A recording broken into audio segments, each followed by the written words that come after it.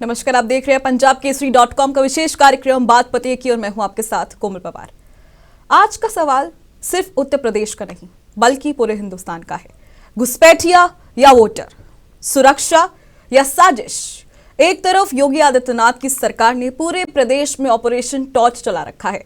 17 शहरों में छापे, हजारों संदिग्ध पकड़े गए, डिटेंशन सेंटर बन रहे हैं और सीएम योगी का साफ ऐलान है कि भारत में घुसपैठियों के लिए लाल कालीन अब नहीं बिछेगा। तो वहीं दूसरी तरफ विपक्ष चीख रहा है। अखिलेश यादव कहते हुए नजर आ रहे हैं कि ये वोट काटने की साजिश है और गरीब मुसलमानों और दलितों को निशाना बनाया जा रहा है। वहीं कांग्रेस भी पूछ रही है कि बॉर्डर तो केंद्र का है, तो हीरो क्यों सिर्फ योगी बन रहे हैं। और सबसे बड़ा सवाल, क्या भारत के मुसलमानों का फर्ज नहीं कि ये अवैध घुसपैठियों की पहचान में सरकार का साथ दे। आखिर ये पूरे अभियान में कहीं ना कहीं मुस्लिम विरोधी भावना कौन भड़का रहा है, इस पर आज हम चर्चा करने वाले हैं। और चर्चा के लिए हमारे साथ बेहद ही खास मेहमान जुड़ चुके हैं। हमारे साथ बीजेपी से जुड़ चुकी हैं अपर्णा दीक्षित और हमारे साथ मुस्लिम स्कॉलर हैं फाजिल अहमद। बहुत स्वागत है आप दोनों का।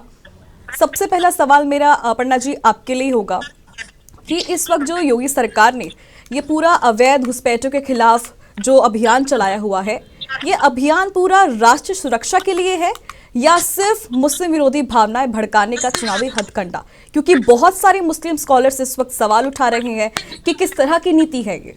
अपर्णा जी। तो ये सबसे पहले तो मैं बता दूं, ये प्रश्न गलत है। ऐसे नहीं मुझे लगता है पूछने का। ये जो तरीका है, सरकार कभी नहीं चाहती है कि किसी भी परिस्थिति में हिंदू मुस्लिम हो। ये उन लोगों के लिए है जो बाहरी घुसपैठिए हैं, जो बनकर बैठे हैं हिंदुस्तान के और हैं बाहर से आए हुए, जिनके पास नहीं है सूची में 2003 की नाम। और सबसे पहले मैं आपको बता दूं कि धारा 21 संविधान की धारा 21 ये कहती है कि चुनाव आयोग को चुनाव से पहले मतदाता सूची का गहन निरीक्षण करके उसको फर्जी वोटिंग रोकने का अधिकार देता है। और चुनाव आयोग को ये अधिकार है कि वो SIR करा सकता है, पुनर्निरीक्षण करा सकता है। क्योंकि पिछले 20 सालों में आप देखेंगे कितने लोग हैं जो मृत हो चुके होंगे, कितने लोग हैं जो बाहर पलायन कर चुके होंगे, कितने लोग हैं जो बाहर से आके यहाँ पर फर्जी तरीके से आधार कार्ड बना लिए हैं, कितने लोग हैं जिनके 2-2 वोटर ID कार्ड हैं, जो गांव में भी रहते हैं और शहर में भी रहते हैं, डबल जगह वोटिंग करते हैं। तो ऐसे लोगों को रोकने के लिए, फर्जी वोटिंग को कहीं ना कहीं रोकने के लिए सरकार, मुझे लगता है चुनाव आयोग जो अपना काम कर रहा है वो बहुत ही विधिवत तरीके से कर रहा है। चुनाव आयोग का तो पूरी विपक्ष को आभार जताना चाहिए कि जिस प्रकार से चुनाव आयोग ने सीधा फर्जी वोटिंग रोकने का काम किया है वो बेहतरीन और सराहनीय है। मुझे लगता है कि विपक्ष को इस तरीके के मुद्दों को भटकाने का मुद्दा है, जो लोगों को बरगलाने का मुद्दा है, लोगों में अराजकता फैलाने का मुद्दा है, कहीं ना कहीं लोगों की भावनाओं को और ये एक तरीके का ये माहौल बनाने की कोशिश, नेपाल के जैसे, कहीं ना कहीं श्रीलंका के जैसे, अफगानिस्तान, ऐसी कई ऐसी चीजें, मुझे लगता है कि ये सब नहीं होना चाहिए। ये कोई मुद्दा नहीं है। देखिए, समस्या ये है कि विपक्ष के पास अपने मुद्दे नहीं है। अगर विपक्ष अपने मुद्दे लेकर आए, कोई अन्य मुद्दों पर चर्चा करे तो बेहतर होगा। जनता को मालूम है कि देखिए जिस तरीके से लोगों को पहचान करके डिटेंशन सेंटर में लाया जाएगा, उससे ये पुष्टि हो जाएगी कि हमारी मूलभूत सुविधाओं को भोगने वाले ये बाहरी लोग, घुसपैठिए, इनका कोई अधिकार नहीं है इस तरीके से हमारी मूलभूत सुविधाओं पर, खाना खाने का, पानी पीने का, रहने का, आवास लेने का और भी अन्य चीजें जो सरकार देती है, अन्य योजनाएं जो सरकार देती है। और मैं आपको बता दूं, इस तरीके का जो डिटेंशन सेंटर है उसमें बहुत सारी व्यवस्थाएं भी हैं और इसमें बाकायदा चेकिंग भी होगी।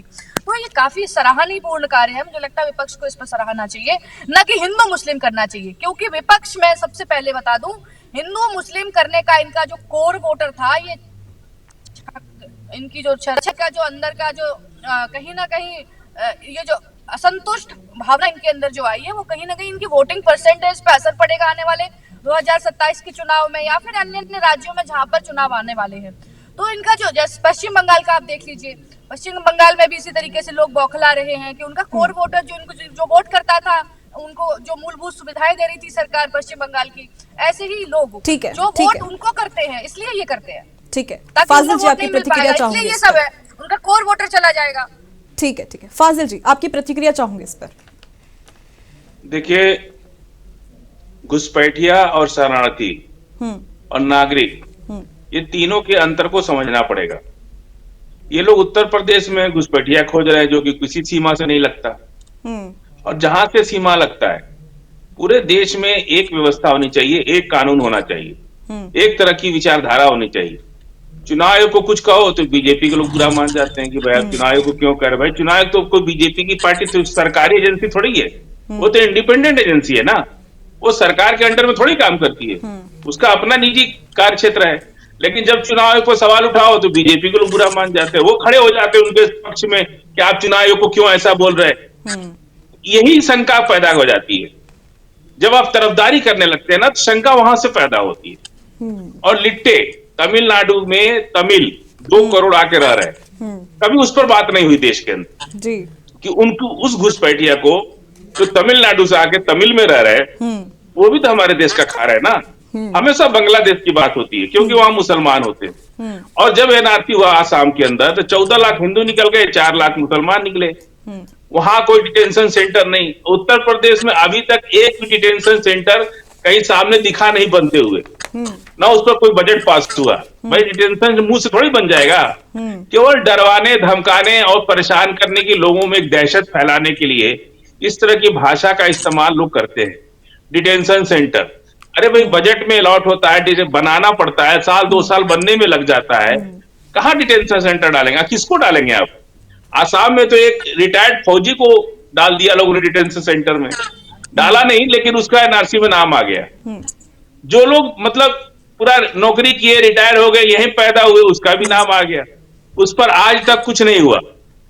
बाकायदा इन लोगों ने कानून बना करके, ठीक है बिल्कुल आप सही कह रहे हैं, घुसपैठियों को फाजिल जी यहाँ नागरिकता पर देने अपर्णा के जी का ये लिए कहना है कि ये घुसपैठियां हटाने जरूरी है और विपक्ष के पास कोई मुद्दा नहीं है, तो कहीं ना कहीं विपक्ष ही हिंदू मुस्लिम 14 करने की लाख, कोशिश जब कर रहा है। 14 लाख हिंदू घुसपैठिया है उसके लिए तो इन्होंने कानून बना दिया, उसको नागरिकता दे रहे हैं। घुसपैठिया एक निगाह से देखना चाहिए, चाहे हिंदू हो चाहे मुसलमान हो, घुसपैठिया घुसपैठिया होता है। आप उसको अलाउ कर रहे 14 लाख को, उसके लिए बाकायदा आपने कानून बना दिया मुझे आवाज उनको नहीं आ रही। नागरिकता देने का। तो हिंदू मुसलमान हमारा, इसीलिए सुप्रीम कोर्ट वो मामला पेंडिंग भी है। हमारे देश का संविधान ये इजाजत किसी को नहीं देता है कि वो किसी को हिंदू मुसलमान से बाइफरकेट करे। कानून बनाना है तो सबके लिए बनाइए, देना है तो सबको दीजिए, नहीं तो किसी को मत दीजिए।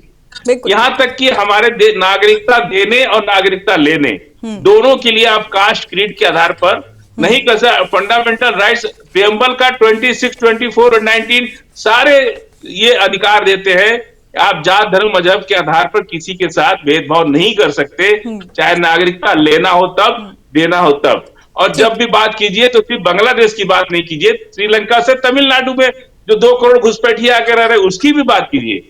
और घुसपैठिया और शरणार्थी के अंतर को जरूर समझना पड़ेगा, बिल्कुल ठीक है। शरणार्थी और घुसपैठिया के अंतर को समझना पड़ेगा। बिल्कुल ठीक है, बिल्कुल मैं जवाब दे देती हूँ। देखिए एंकर महोदय, मैं आपसे कहना ये चाहती हूँ कि 1983 में एक एक्ट पारित हुआ था जिसमें कांग्रेस गवर्नमेंट ने इसमें साफ बताया था कि जो अवैध अप्रवासी होंगे उन्होंने ये कानून लाके ये साबित कर दिया था। उसका कानून का नाम था illegal immigration department bye tribunal, और इसका शॉर्ट फॉर्म है IMDT। तो ये जो कानून लाने का काम किया था, क्या मैं ये कह सकती हूँ कि आखिर क्यों हुआ था? क्या ये असम के टाइम पर जब ये अवैध अप्रवासी आ रहे थे, क्या उनको सरल तरीके से राशन कार्ड मिलके, वोटर ID कार्ड मिलके उनको संरक्षण देने का काम कांग्रेस गवर्नमेंट में नहीं हुआ था? 1983 में ये कानून लाया गया था।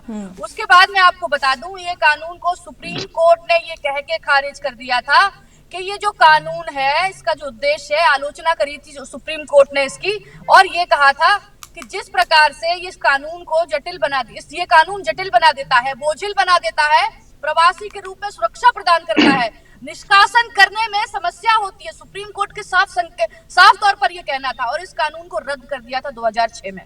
तो आपकी मंशा तो यही थी ना, तभी तो आपने ये कानून बनाया। सुप्रीम कोर्ट के इंटरव्यू के बाद ये कानून हटा था, ये नहीं भूलना चाहिए। मुझे ये बताने की कष्ट करें आप, जो लगातार बता रहे हैं महोदय कि हमें शरणार्थियों में और हमें घुसपैठियों में अंतर समझ लेना चाहिए। मैं आपकी बात से सहमत हूँ, बहुत ही अच्छी बात कही आपने। शरणार्थी वो हैं जो हमसे पूछ के आते हैं, घुसपैठिए वो हैं जो जबरदस्ती घुसे हुए हैं। वही तो कह रही है भारतीय जनता पार्टी। आप दूसरा ये कह रहे थे कि चुनाव आयोग को डिफेंड करने के लिए भारतीय जनता पार्टी के प्रवक्ता आ जाते हैं। बिल्कुल नहीं, चुनाव आयोग अपनी अलग संस्था है, वो अलग करके। अगर आपको इंडी अलायंस में किसी भी पार्टी को अगर आपत्ति है तो जाकर उन पर मुकदमा कीजिए। अखिलेश यादव से तो मांगते रह गए चुनाव आयोग वाले हलफनामे को लेकर, राहुल गांधी से तो मांगते रह गए कि आप वोट चोरी करे थे बिहार में, तो वो तो हुआ नहीं। आपसे एक प्रूफ मांग लिया तो आपके कितने सारे लोग आ गए बताने के लिए कि यहाँ इसका नाम काट दिया गया, उसका नाम काट दिया गया। लेकिन चुनाव आयोग ने एक एक पत्र का जवाब भी दिया आपको प्रेस कॉन्फ्रेंस से। लेकिन आपने क्या किया, आप एक बार भी चुनाव आयोग के पास नहीं गए, क्योंकि आपके पास असली में कोई सबूत था ही नहीं। आप लगातार इसको सिर्फ एक मुद्दा बने रह देना चाहते थे, क्योंकि आपको बिहार में लोगों को बरगलाना था, भड़काना था, ताकि आपको लोगों में ये कहने में और समझाने में ये कामयाब हो जाए कि देखिए भारतीय जनता पार्टी चुनाव आयोग को किस तरीके से चलाती है। लोगों में वोट लोकतांत्रिक प्रक्रिया में आप लगातार छेद करने का काम कर रहे हैं। लोकतंत्र प्रक्रिया को आप कहीं ना कहीं ये कर रहे हैं कि आप इस पर भरोसा मत कीजिए। लोकतंत्र में अगर आप रहोगे तो भरोसा नहीं करोगे चुनाव आयोग पर, तो कैसे काम चलेगा। यही कोशिश हो रही है लगातार कि अराजकता फैलाओ। मुझे नहीं लगता है एसआईआर का मुद्दा इतना खराब है, बस एक शुद्धिकरण की प्रक्रिया है, उसको होना चाहिए और वो हो रहा है। ठीक है, हमारे साथ समाजवादी पार्टी से चंचल कुमार जी भी जुड़ चुके हैं। ये बयान एकदम गलत है अखिलेश यादव जी का, कहना एसआईआर की आड़ में एनआरसी चला रहे हैं। अगर आपको ऐसी कोई भी समस्या है तो चुनाव आयोग पर जाके मुकदमा कीजिए, मैं तो ये कहूंगी। और अभी तक क्यों नहीं किया, अगर आपको लगता है फर्जी वो हो रही है तो समस्या है, तो आपको कोई शिकायत है तो बिल्कुल ठीक है, बिल्कुल ठीक है। अगर समस्या है, अगर आपको लगता है कि एसआईआर में कोई दिक्कत है, अगर आपको लगता है कि जबरदस्ती लोगों को ठूसा जा रहा है, तो आप चुनाव आयोग में पर्ची क्यों नहीं डाल देते हैं। कहीं ना कहीं जांच भी तब हो जाएगी। चंचल जी,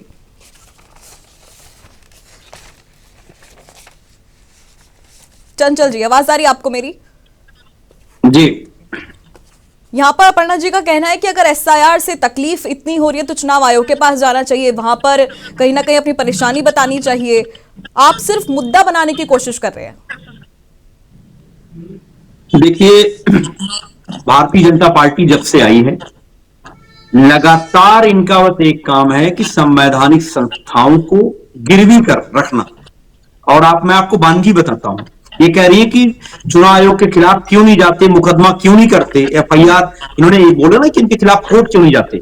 मैं एक बात पूछना चाहता हूं अपर्णा जी से, 2023 में आखिर में चुनाव जो आयोग के में जो है संशोधन करने की आवश्यकता क्यों पड़ी कि चुनाव आयोग, जो चुनाव आयुक्त, जो मुख्य चुनाव आयुक्त और 2 आयुक्त के खिलाफ आप कोई भी कोर्ट में कार्रवाई नहीं कर सकते, उनके खिलाफ सवाल नहीं खड़ा कर सकते। ये संशोधन किसने किया? दूसरी बात, अगर आप देखें आखिर में चुनाव आयोग की जो चुनावी प्रक्रिया थी उसमें बदलाव क्यों किया, इन्होंने बेईमानी क्यों करी? जब पहले सुप्रीम कोर्ट के सीजेआई और नेता प्रतिपक्ष और प्रधानमंत्री, ये तीनों लोग मिलकर के जो है चुनाव आयोग का चयन करते थे। तो ये बताओ आप मुझे कि सुप्रीम कोर्ट को उसमें से अलग किसने किया? और सरकार के एक केंद्रीय मंत्री, जिसको प्रधानमंत्री चाहेगा वो चुनाव आयोग की प्रक्रिया में भाग ले सकता है, वो इसमें ऐसा संशोधन क्यों किया? अगर ये बेईमानी नहीं करना चाहते, अपर्णा जी से पूछिए, हम विश्वास कैसे करें? ये कह रहे चुनाव आयोग के पास क्यों नहीं जाते हो आप? आप जरा मुझे बड़ी ईमानदारी से बताओ, 2022 के चुनाव में जब हम लोगों ने बेईमानी का आरोप लगाया तो चुनाव आयोग ने कहा हमें एफिडेविट दीजिए। हम लोगों ने 22,000 एफिडेविट दिए हैं, 22,000। इन भाजपाइयों को नहीं समझ में आने वाला है, बेईमान लोग हैं ये। इनसे पूछिए कि चुनाव आयोग क्या आज तक जवाब दिया? अगर चुनाव आयोग अपना जमीर नहीं बेच चुका है तो उसको जवाब देना चाहिए कि नहीं देना चाहिए? 22,000 एफिडेविट की बात हो रही है, 1-2 नहीं मैडम। दूसरी बात मैं कहना चाहता हूं, आखिर में एसआईआर क्यों? जब हर साल अपने वोटर लिस्ट में गहन पुनरीक्षण होता है तो फिर ये स्पेशल गहन पुनरीक्षण की जरूरत क्यों है, विशेष गहन पुनरीक्षण की जरूरत क्यों है? हम कह रहे हैं हर साल जब हमें देखते हैं कि कितने आदमी की मृत्यु हुई है, कितना आदमी यहां से छोड़ के चला गया है हर साल, तो ये हमारा चुनावी प्रक्रिया का एक कार्यक्रम है ना। हर साल हमारे यहाँ वोटर लिस्ट शुद्ध होती है क्या नहीं होती है? अब पिछले 8 बार से हुआ, ये 9वीं बार हो रहा है। और मैं बता रहा हूं ये चलता रहता है कार्यक्रम, लेकिन जो ये एफआईआर की आड़ में बेईमानी करना चाहते हैं, ये वो बेईमान लोग हैं जो चंडीगढ़ में आपने देखा होगा जिस तरीके से बेईमानी करी इन लोगों ने, किस तरीके से मेयर के चुनाव में, और उसके बाद यही बीजेपी के प्रवक्ता डिफेंड कर रहे थे, अंत में मुंह की खानी पड़ी इनको। आपने देखा होगा हरियाणा में एक पंचायत चुनाव की वो जब काउंटिंग होती है 4 साल बाद उसको न्याय मिलता है। और मैं आपको एक बात और बता दूं, अगर ये चुनाव आयोग की वकालत क्यों कर रहे हैं, आप बताओ, क्या इसके पहले कभी गहन पुनरीक्षण में किसी बीएलओ की जान गई थी क्या?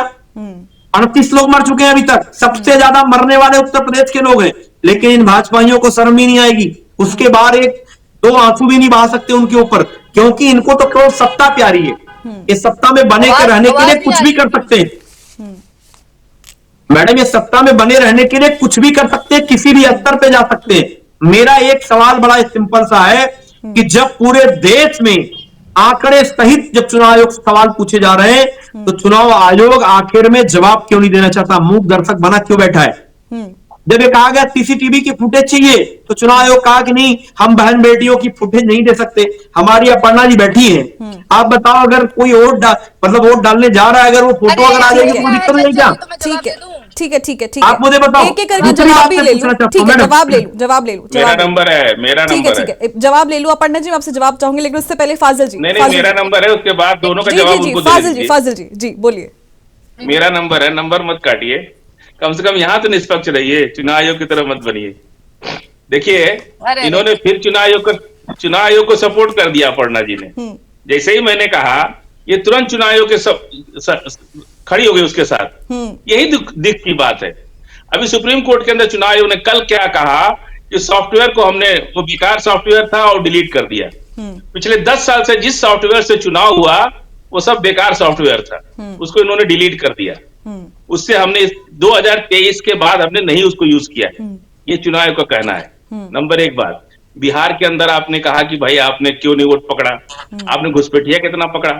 नंबर 2 बात, घुसपैठिया पकड़ने का काम गृह मंत्रालय का है, सुप्रीम कोर्ट ने कह दिया। चुनाव आयोग का काम नहीं है घुसपैठिया पकड़ना, चुनाव आयोग का काम है निष्पक्ष चुनाव कराना, और किसी भी कीमत पर किसी व्यक्ति का पर्चा नहीं खारिज होना चाहिए और किसी भी तरह से उसका नाम नहीं कटना चाहिए। ये जिम्मेदारी चुनाव आयोग की है। यदि कोई 10 गांव, एक गांव में 10 नाम छूट गया, वो 10 वोट से अगर कोई हारता है तो चुनाव आयोग को वो जिम्मेदारी बनती है। किसी भी परिस्थिति में चुनाव आयोग की जिम्मेदारी बनती है कि प्रत्येक गांव के नागरिक का वोटर लिस्ट में नाम होना चाहिए। यदि नहीं नाम छूट गया तो उसकी जिम्मेदारी किसकी है? चुनाव आयोग की है ना। और चुनाव आयोग को किसने अधिकार दे दिया भाई कि आप नागरिकता चेक करो, चाहे घुसपैठियां चेक करो, और राज्य सरकार को किसने कह दिया कि आप जाकर के डिटेंशन सेंटर की बात करो? इसमें इस एसआईआर प्रक्रिया में कहीं लिखा है क्या कि इसमें जो जिसका नाम नहीं होगा उसको डिटेंशन सेंटर डाला जाएगा? लेकिन फॉल्स बातें, गैर कानूनी बातें, केवल खड़े होकर कुछ भी बोल देना है। इसीलिए कहते हैं कि नेता का पढ़ा लिखा होना बहुत जरूरी है। पढ़ा लिखा नहीं होने से वो कुछ भी बोलता रहता है। शिक्षा होना बहुत जरूरी है। इसीलिए बाबा साहेब अम्बेडकर की बात हम लोग करते हैं कि बाबा साहेब अम्बेडकर ने जो संविधान बनाया उसमें शिक्षित के तब न उतना बड़ा संविधान बनाए। उस संविधान को चलाने के लिए भी पढ़ा लिखा आदमी होना चाहिए। अब मैं अपर्णा जी के अनपढ़ जाहिल लोग जब सत्ता में आ जाते हैं, वो लोग इसी तरह के निर्णय करते हैं, उनको पता ही नहीं चलता कि हम कानून क्या है और गैर कानूनी क्या है। ठीक है, अपर्णा जी।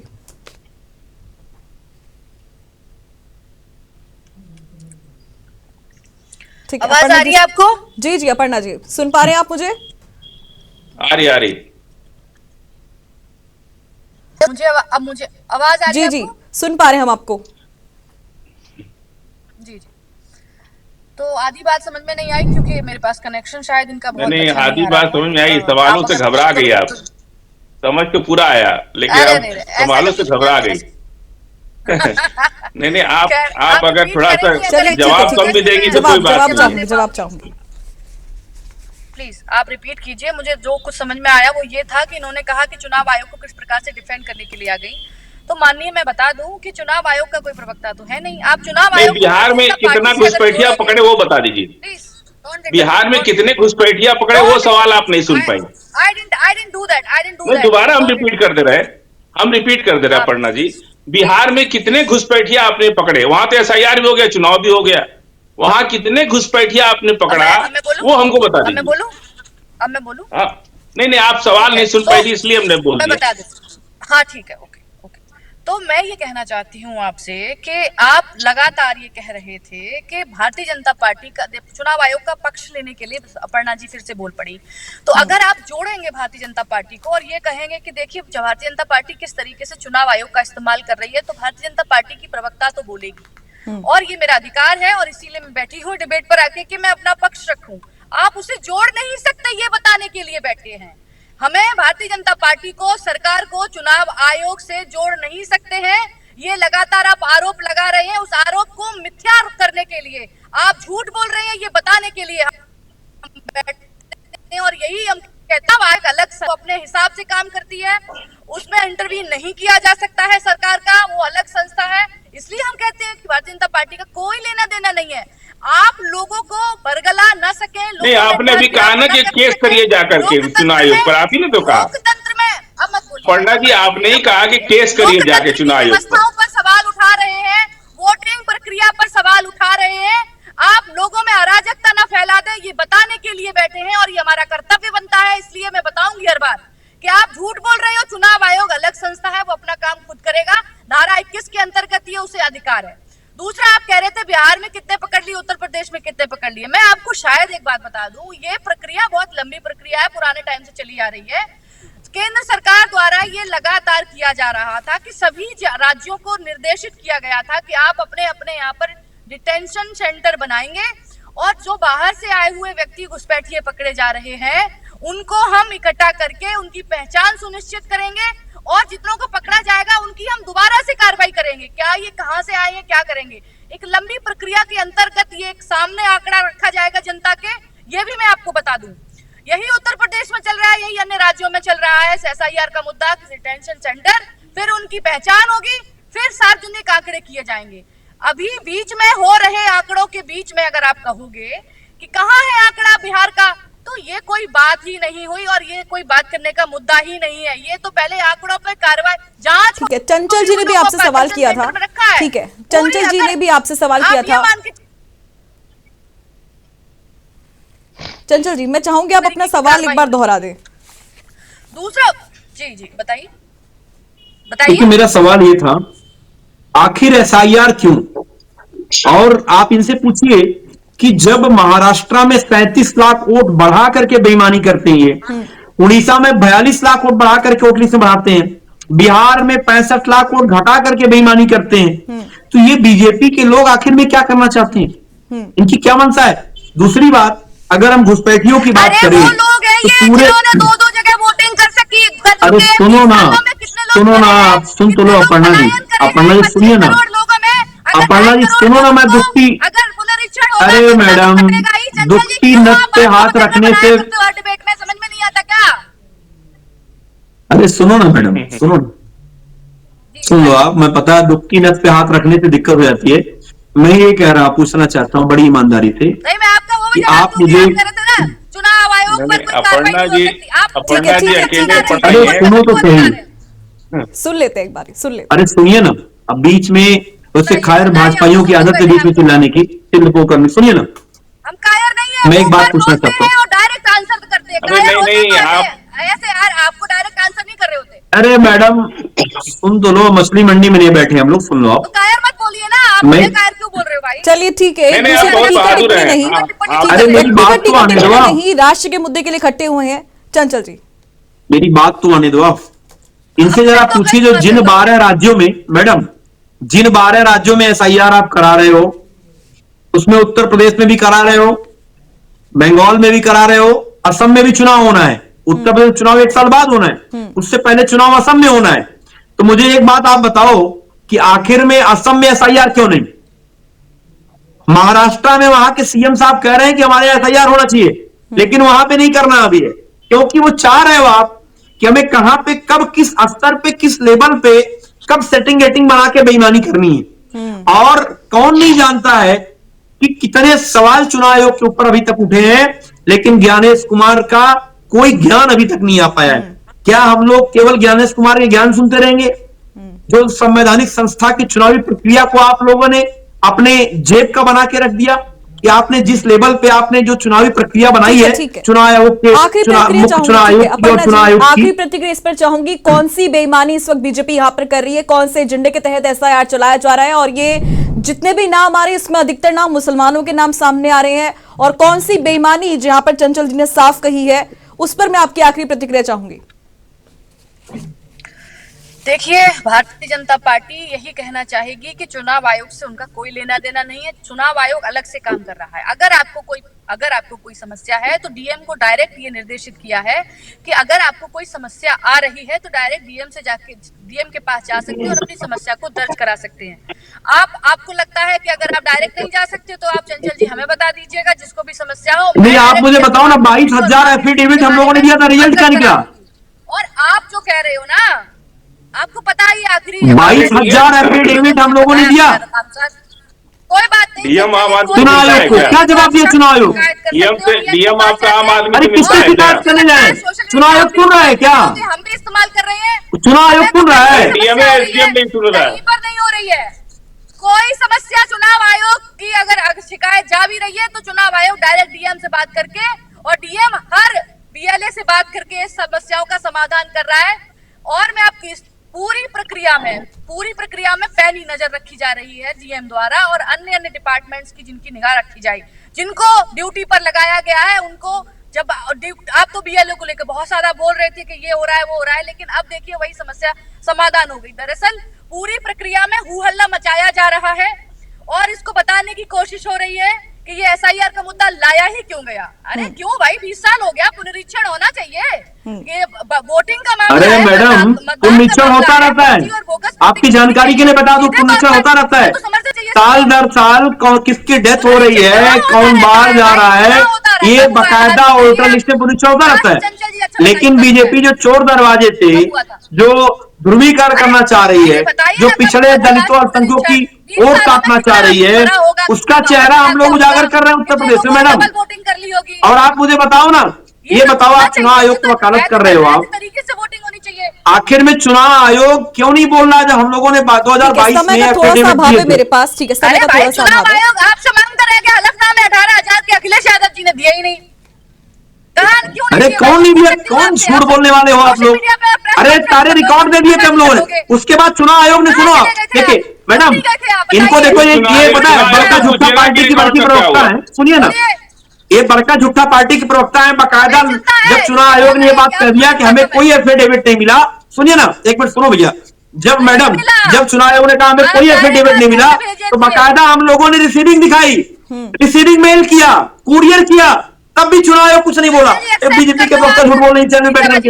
अरे मैडम, ठीक है, अरे कम से कम बहुत कुछ शुक्रिया तो सही बोलो। हमारे साथ जुड़ने के लिए, चर्चा को बेहद खास ये बनाने के झूठ बोलने के लिए ट्रेंड किया था इन भाजपाइयों को। बहरहाल इस वक्त एसआईआर को लेकर तमाम जगह पर हो हल्ला मच रहा है। अब इसमें सवाल है कि क्या यूपी में जो हो रहा है वो वाकई घुसपैठियों पर सर्जिकल स्ट्राइक है या आने वाले साल 2027 के चुनाव की पहली गोली। अंत में फैसला आपका ही होगा, जनता का ही होगा, लेकिन इस पूरे ही मुद्दे पर आपकी क्या राय है हमें कमेंट सेक्शन में जरूर बताएं, क्योंकि अंत में लोकतंत्र में सबसे बड़ा डिटेंशन सेंटर आपका विवेक है और सबसे बड़ा वोट आपका वोट है। फिलहाल अभी के लिए सिर्फ इतना ही, लेकिन देश और दुनिया की तमाम खबरों के लिए आप देखते रहें पंजाबकेसरी.com। नमस्कार।